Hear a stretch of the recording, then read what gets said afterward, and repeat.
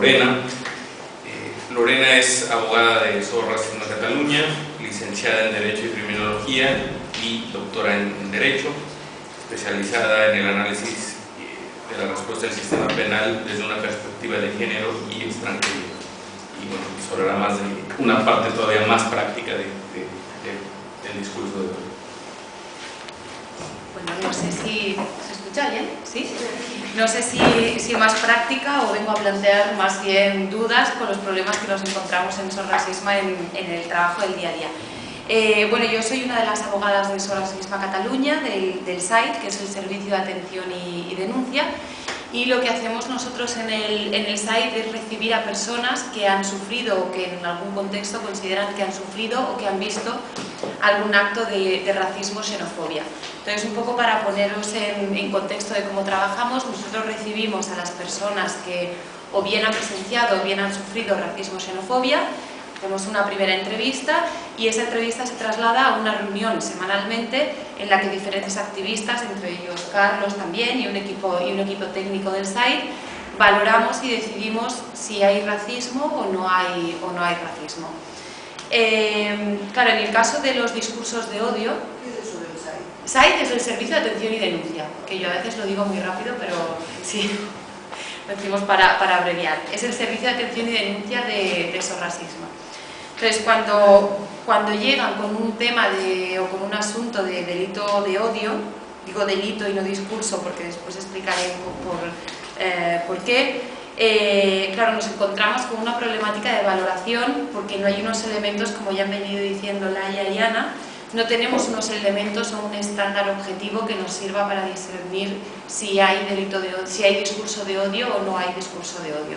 Y sobre todo, si hay un discurso de odio punible, en el que desde SOS Racismo podamos hacer algo por una vía penal o no.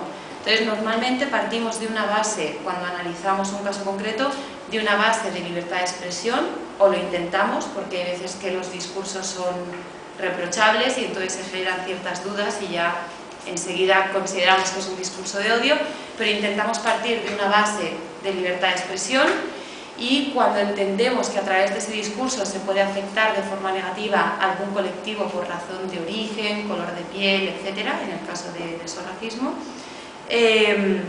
lo que hacemos es entrar a valorar ya si el discurso respondería a un discurso de odio que puede ser punible o no.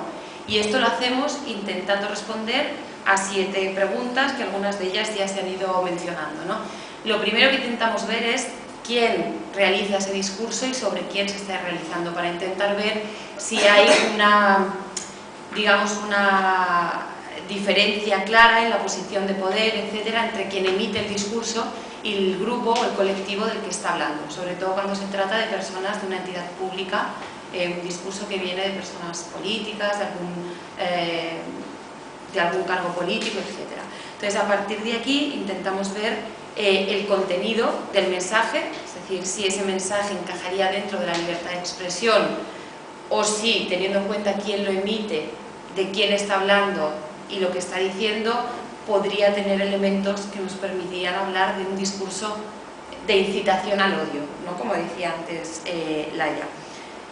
Intentamos valorar impacto y consecuencias, esto después explicaré un poco más, pero ver de este discurso que nosotros tenemos en las redes, no necesariamente en las redes sociales, porque a veces vienen personas a título individual que han ido, no sé, a escuchar una charla y han escuchado un discurso o algo que no les acaba de encajar, o personas que a título individual lo han sufrido en una discusión en la calle y de forma pública se les ha insultado, se les ha gritado o algún tipo, después pondré algún ejemplo concreto, ¿eh? Entonces intentamos valorar también el impacto que tiene para la persona que viene a título individual o el impacto que puede tener a nivel general.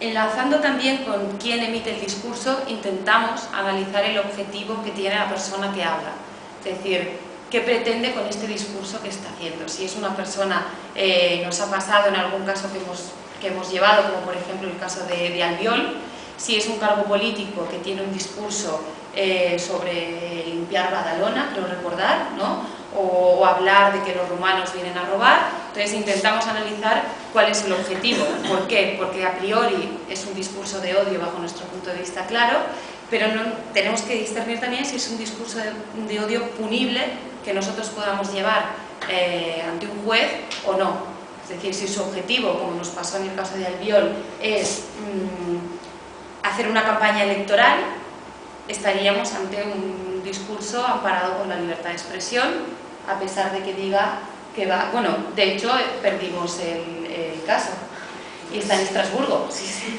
Se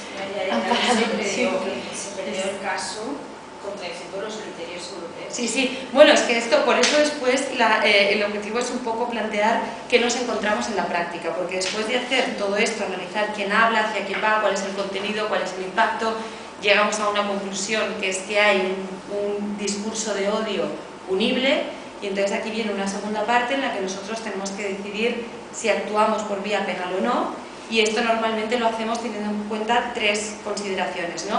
Primero, si hay una víctima, es decir, si hay una persona a título individual o alguna entidad o colectivo que se ha acercado para hablarnos de un discurso concreto.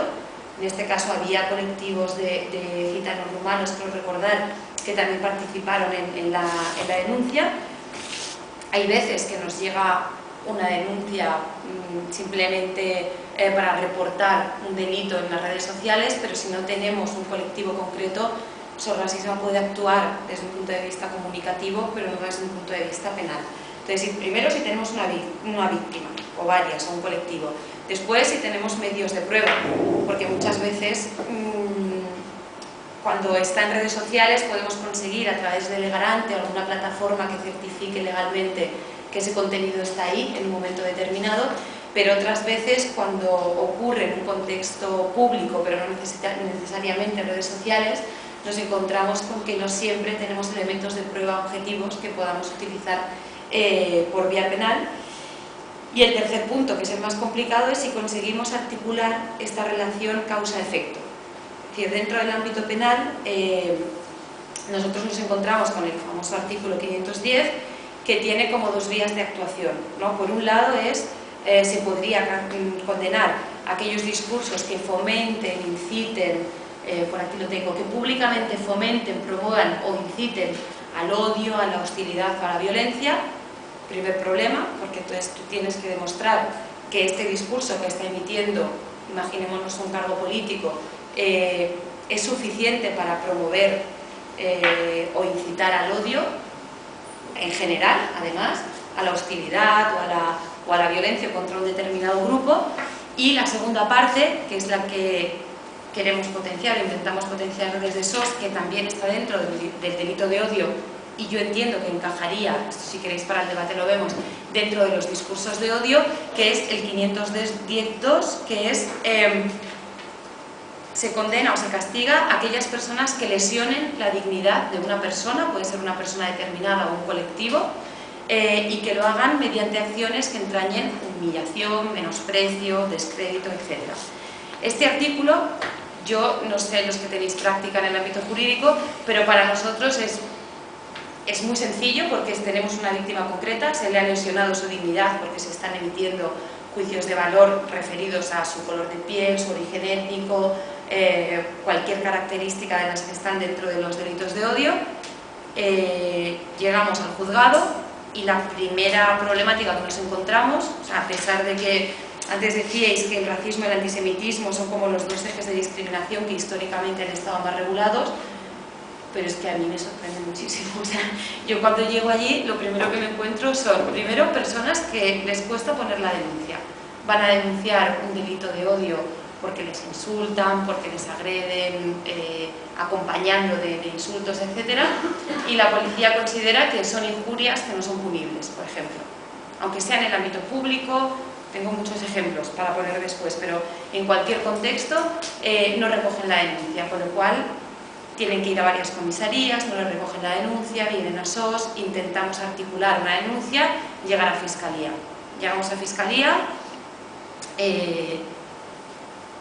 articulamos toda una denuncia, nos encontramos con un juez que recibe la declaración de la víctima con un menosprecio total. Es decir, ahora el menosprecio ya no viene de la persona a la que denunciamos, sino que viene de esta victimización secundaria que hace muchas veces dentro del sistema penal. Y entonces no se creen lo que explican. Hoy mismo hemos recibido un auto de